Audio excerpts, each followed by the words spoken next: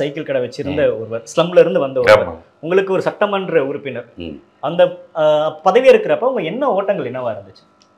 Sir சாதாரண ஒரு குடிமகனாக இருந்தோம். ஒரு மாநகராட்சி தேர்தலில் ஒரு கவுன்சிலர் ஆகணும்னா கூட பல்வேறு அந்தஸ்துகள் தேவை.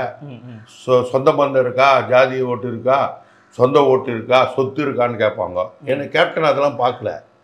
நல்ல தம்பி நம்ம கூடவே பயணிச்சிருக்கான், நம்மளை போலவே ரசிகர் மன்றத்தை வழி நடத்துகிறான், நம்மளை போலயே சேவைகளை செய்கிற தொண்டர்கள் நம்மகிட்ட இருக்காங்க, அதில் நல்ல தம்பியும் ஒருவர்னு சொல்லிட்டு தலைவர், அதாவது சாதாரண தொண்டனாக இருந்த என்ன கல்வி தந்தை காமராஜர், பேரறிஞர் அண்ணா, புரட்சி தலைவர் எம்ஜிஆர், கலைஞர், ஜெயலலிதா, கேப்டன் 2011 கூட எதிர்கட்சி தலைவர் வந்தார். அதுக்கு 2006 முதல் சட்டமன்ற உறுப்பினர் அவரும் அமர்ந்த இடம் அது. அந்த இடத்துல என்னையும் அமர வச்சு தமிழகம் முழுவதும் சட்டமன்ற உறுப்பினர் என்ற முகவரியை கொடுத்தாரு.